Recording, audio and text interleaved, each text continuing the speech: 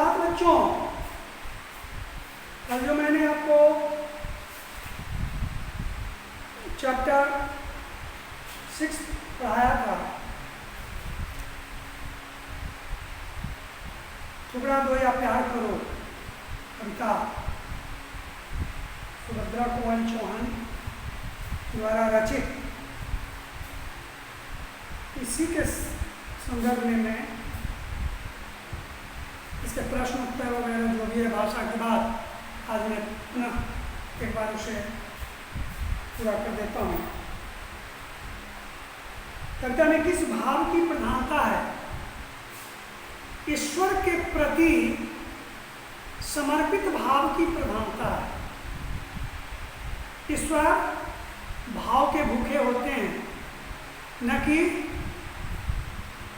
प्रसाद के भूखे होते हैं, न कि बाजे गाजे धूम धड़के के भूखे होते हैं। वो भाव के भूखे होते हैं। तो ईश्वर के प्रति सच्चा प्रेम रूपी भाव की ही प्रधानता इसमें दी गई है। कवयित्री भगवान से क्या प्रार्थना कर रही है? कवयित्री भगवान से यही प्रार्थना कर रही है, हे ईश्वर, आपके तो बहुत सारे सेवक हैं, भक्त हैं, जो आपके दरबार में बाजे गाजे के साथ आते हैं, धूमधाम के साथ आते हैं। नहीं, मिठाइयों का आपके दरबार में अंबार लगा देते हैं। नहीं, सोने चांदी के भी आभूषण प्रदान करते हैं, गहने प्रदान करते हैं। लेकिन मेरे पास वैसा कुछ नहीं है। मैं केवल सशरीर आई हूँ। ये कौन? कवयित्री कर रही है। कवयित्री की भावना है कि मेरे पास तो पूजावा भी नहीं है। पूजावा का मतलब कि पूजा करने के लिए जो सामग्री होता है उसे पूजावा कहते हैं, जैसे धूप, दीप, अगरबत्ती, चंदन, रोली, सिंदूर, है ना, ये सब जो होता है, सो प्रसाद, ये सब पूजावा कहलाता है, पूजा पाठ। तो ये भी मेरे पास नहीं है। मैं केवल आपके प्रति जो मेरी सच्ची भावना है, एक सच्चा प्यार है, आप पर जो मेरा एक सच्चा विश्वास है, इसी को लेकर मैं आपके दरबार में आई हूँ। अब आपकी मर्जी, मुझे अपना लो या ठुकरा दो, लेकिन मैं सच्चे दिल से सच्ची भावना लेकर के आया हूँ। बार बार आपकी पूजा करने के लिए मेरे पास कुछ नहीं है, मैं कुछ नहीं है। कवयित्री मंदिर में खाली हाथ क्यों गए? खाली हाथ इसलिए गए तो कवि यह कहने का, यह लोगों को यह प्रेरणा देने का काम कर रहे हैं। यह प्रेरणा देना चाहती है कि भगवान सामान के, मिठाई के भूखे नहीं हैं। भगवान बाजा गाजा धूम धड़के के भूखे नहीं हैं। वे सोने चांदी के भूखे नहीं हैं, गहने के भूखे नहीं हैं, क्योंकि वो तो संसार को देते हैं, भला उनको कौन देगा? ये अपना अपना आस्था होता है, विश्वास होता है कि मैंने भगवान को सोने का छत्र चढ़ा दिया, सोने का ये गहना दे दिया, वो दे दिया। लेकिन अगर दिल में वो भावना नहीं है तो भगवान उसे स्वीकार नहीं करते। तो कभी खाली हाथ मंदिर में इसलिए गए कि अन्य लोग जो आडंबरी हैं, जो आडंबर करते हैं, गर्व से कहते हैं कि हम तो बहुत बड़ा पूजा किए, 1 मन लड्डू चढ़ा दिए, पूरा बाजा गाजा के साथ पूजा करने के लिए गए, लेकिन दिल में उस ईश्वर के प्रति भावना नहीं है, तो ये तुम्हारा सारा व्यर्थ हुआ। इसलिए तुम इससे शिक्षा लो। तुम भगवान के दरबार में जाने के बाद तुम कोई पूजा पाठ नहीं करो, केवल सच्चे दिल से भगवान का नाम ले लो, उसी में भगवान खुश हो जाएंगे। भक्त भगवान की सेवा में क्या लेकर जाते हैं? भक्त भगवान की सेवा में तरह तरह के व्यंजन, तरह तरह के प्रसाद, मिष्टान, मिठाइयाँ, फल फूल इत्यादि लेकर के जाते हैं। बाजा गाजा धूम धड़ामा के साथ, पटाखे पटाखे के साथ दरबार में जाते हैं। नहीं, किसी चीज़ की कमी नहीं होने देते हैं।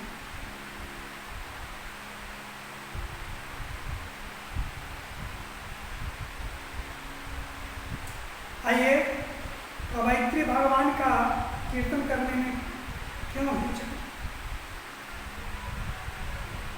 हिचकिचा रही है? कभी हम कवयित्री यह भी कहती है कि मेरे पास तो कुछ नहीं है, मैं लेकर के नहीं ही आई हूँ, शरीर ही आई हूँ, लेकिन मेरे वाणी में वो मधुरता नहीं है कि मैं उस मधुर वाणी से आपका गुणगान करके, आपका कीर्तन करके, भजन करके भी कम से कम आपको मनाने का काम करूं। मेरी तो कर्कश वाणी निकलती है, मेरी वाणी मुझे स्वयं अच्छी नहीं लग रही है, तो क्या मेरी वाणी तुम्हें अच्छी लगेगी? मेरी वाणी क्रूर है, मेरी वाणी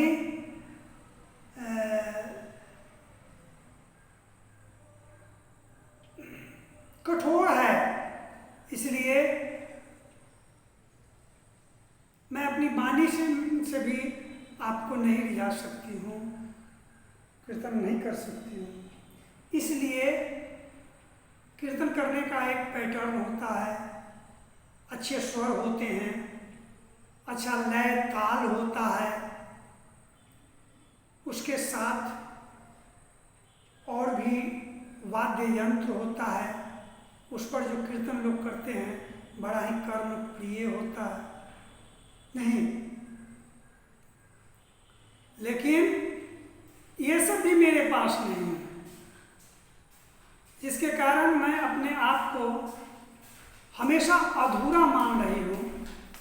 इसलिए मैं आपका चाह करके भी भजन कीर्तन नहीं कर सकती। कवयित्री ईश्वर के समक्ष क्या लेकर गई है?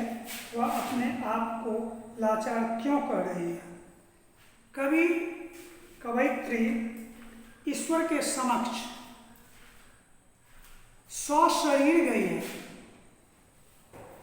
तनहा शरीर को ही लेकर के वह गई है और कुछ लेकर के नहीं गई है।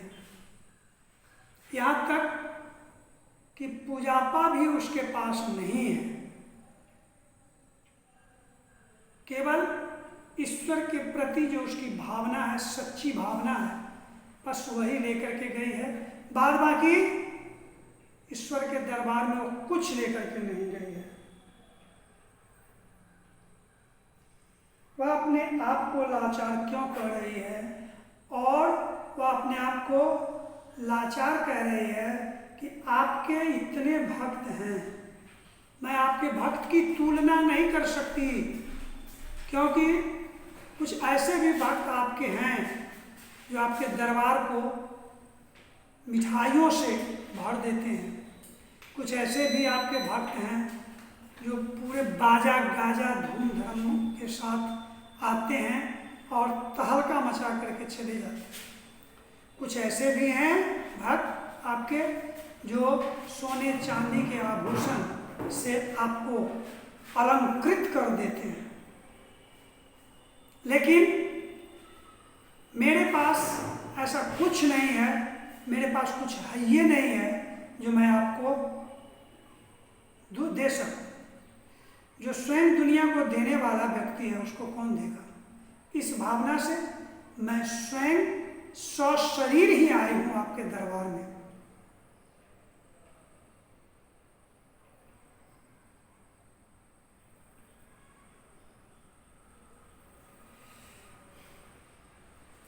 दीर्घोत्तरीय क्वेश्चन में आइए, क्या ईश्वर को दान दक्षिणा से प्रसन्न किया जा सकता है? सोच करके लिखिए, कभी नहीं। दान दक्षिणा से ईश्वर को कभी प्रसन्न नहीं किया जा सकता है, क्योंकि ईश्वर दान दक्षिणा के भूखे नहीं हैं। ईश्वर केवल भाव के भूखे हैं। आपके दिल में ईश्वर के प्रति कितना लगन है, कितना प्रेम है, ईश्वर के प्रति आपकी भावना कैसी है, बस ईश्वर सिर्फ वही दिखता है। बाद बाकी ये जो है बाजे गाजे, फूल, कपड़े लत्ते, पूजा पाठ, मिठाइयाँ, श्रृंगार प्रसाधन, सोने चांदी, सब उनके नजदीक तुच्छ है। केवल और केवल भाव के भूखे होते हैं। इसीलिए जाकी रही भावना जैसी, प्रभु मूरत देखी तिन तैसी। है ना? भावना सही होगी, भगवान को आप पल भर में प्रसन्न कर लीजिएगा। लेकिन आपकी भावना ही नहीं है, आप आर्थिक रूप से पैसे के बल पर भगवान को प्रसन्न करना चाहिएगा, वो कतई संभव नहीं। यह तो वस्तु तुम्हारी ही है। कवयित्री ने इसके लिए कहा है, यह वस्तु तुम्हारी ही है। कवि ने ईश्वर के लिए कहा है कि ये पूरा संसार आपका है, संसार के रचयिता आप हैं। बिन हरि कृपा तृण नहीं डोले, आपके कृपा के बिना एक पत्ता भी नहीं हिलता है। आप पर सारी दुनिया टिकी हुई है। जितने भी जीव जंतु हैं सबको आप आहार प्रदान करते हैं। भला आपको कौन देने वाला है? आपको कोई कुछ नहीं दे सकता है, आप तो दुनिया को देने वाले हैं।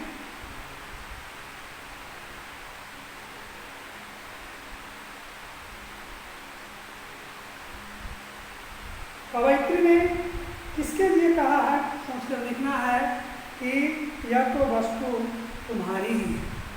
कल भी मैंने कहा था कि भगवान की पूजा करने के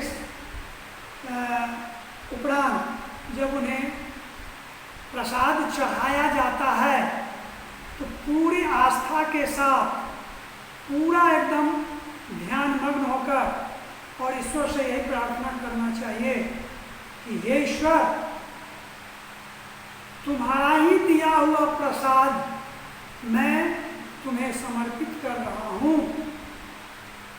तुम इस बालक के प्रसाद को प्रसन्नतापूर्वक ग्रहण करो। अगर हमसे कहीं से कोई त्रुटि हुई है तो उसे बालक समझकर माफ करो। इसी को मैं बतलाया था कि त्वदीयं वस्तु गोविंदम तुभ्यमेव समर्पये गृहाण सुमुखो भूत्वा प्रसीद परमेश्वर। तो अब अगला देखिए, पुजारिन और भिखारिन से कवयित्री का क्या मतलब है? पुजारिन होता है, होती है, क्योंकि वह पुजारी का स्त्रीलिंग रूप हो गया पुजारिन। जो कोई भगवान की सेवा रात दिन करता है मंदिर में, पुजारिन हो गई। और मर्द अगर है तो पुजारी हो गया।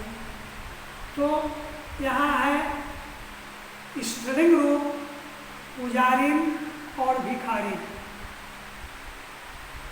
पुजारिन और भिखारिन में अंतर है। पुजारिन से मेरा तात्पर्य है कि केवल भगवान की पूजा करना। मोटा मोटी चलो भाई भगवान की मैं पूजा कर लिया हूँ, दैनिक पूजा है, कर लेना है, लेकिन वो भावना उस श्रद्धा और विश्वास के साथ नहीं। और भिखारिन का मतलब होता है कि वह अपने इष्ट के प्रति समक्ष, अपने ईश्वर के समक्ष दोनों हाथ फैलाकर और दया की याचना करता है, उसको भिखारिन कहते हैं। भिखारिन का हाथ हमेशा नीचे होता है, देने वाले का हाथ हमेशा ऊपर होता है। इसलिए मैं आपके दरबार में कुछ मांगने आई हूँ, आपको कुछ देने नहीं आई हूँ। पुजारी देता है और भिखारी मांगता है, यही अंतर है। भिखारी अपना दोनों हाथ फैलाकर ईश्वर से भिक्षा के रूप में उनका सानिध्य प्राप्त करना चाहता है, उनका चरण का दर्शन करना चाहता है, लेकिन वह मांगता ही है।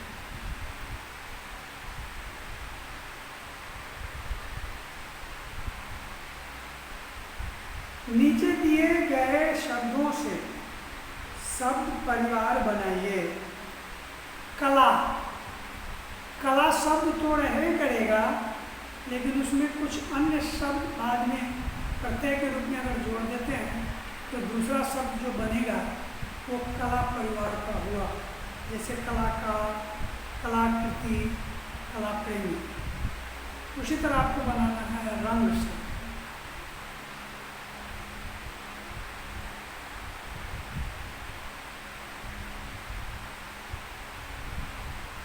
रंग ढंग,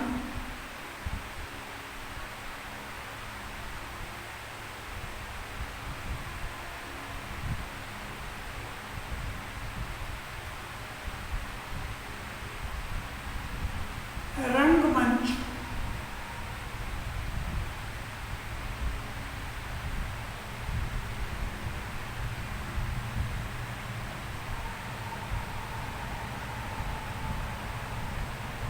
रंग वर्षा, ये आपका सब रंग ही रंग है। हाथ,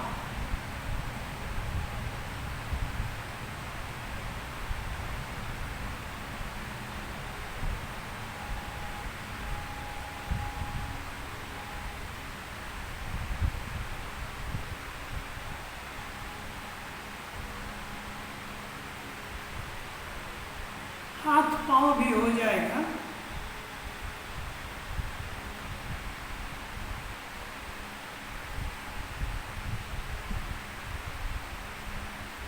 और हाथ से क्या होगा?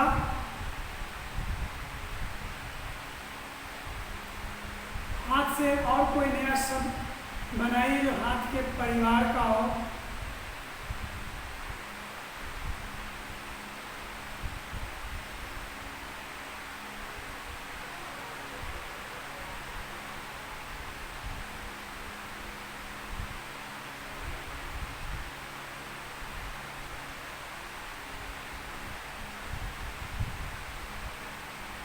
अरे हाथ हस्त को कहा जाता है। हस्तकला, हस्त प्रेमी, हस्तलिपि सब हाथ परिवार का है। मूल्य, मूल्यवान,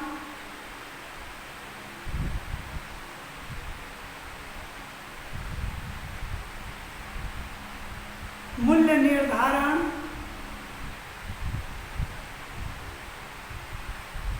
मूल्यवान,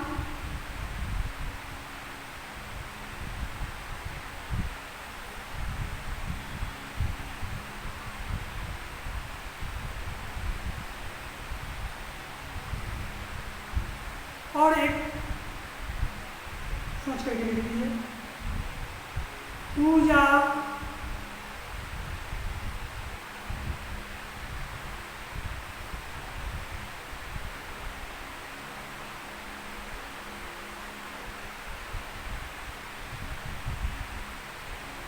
पुजारी, पुजारी, पूजापा, ये सब निम्नलिखित शब्दों के तुकांत शब्द लिखिए। तुक अंत में जो शब्द है ना, अंत में जो वर्ण है वो मिलना चाहिए। आते जाते,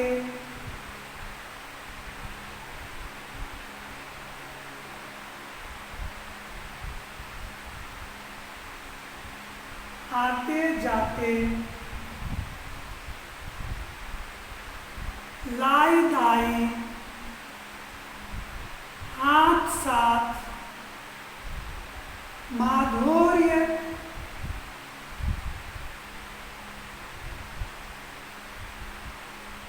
ऐसा शब्द का चयन करना है जिसमें य रेप ऊपर आना चाहिए।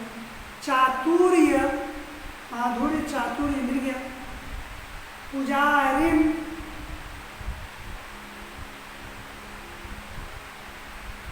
भिखारी, दिखाने, सजाने, ये सब जो है ना तुकांत शब्द। और सामान्य में उपसर्ग और मूल शब्द को चुनना है। उपसर्ग हो गया, सामान्य मूल शब्द हुआ, उपसर्ग हो गया, स्थिति मूल शब्द हो गया, बहुउपसर्ग हो गया, मूल्य मूल शब्द हुआ, सुपसर्ग हो गया, पुत्र मूल शब्द हुआ, सुपसर्ग हो गया, लक्षण मूल शब्द हो गया, उपसर्ग होगा, निरुपसर्ग हो गया, दई मूल शब्द हो गया। लिखित शब्दों का वाक्यों में इस प्रकार प्रयोग कीजिए कि अर्थ स्पष्ट हो जाए। सृजन, निर्माण करना ही सृजन हुआ, तो वाक्य प्रयोग आपको करना है। आह्वान, किसी को बुलाना। दक्षिणा, किए गए कार्य का पारिश्रमिक देना। खास करके पंडित जो तुम्हारे यहाँ पूजा कराते होंगे तो लास्ट में उन्हें दक्षिणा देते होंगे। 1 घंटा 2 घंटा जो पंडित जी को समय लगा है ना, तो मजदूरी है ना उचित नहीं होगा, इसीलिए दक्षिणा। मुक्तामणि, मुक्तामणि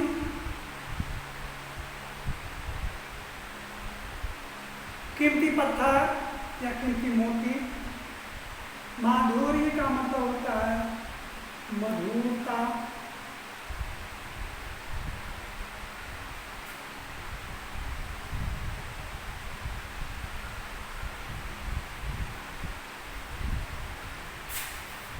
तो ठीक है, आज की पढ़ाई यहीं समाप्त की जा रही है। आप लोगों को बहुत बहुत धन्यवाद। पुनः कल मिलेंगे आपसे। धन्यवाद।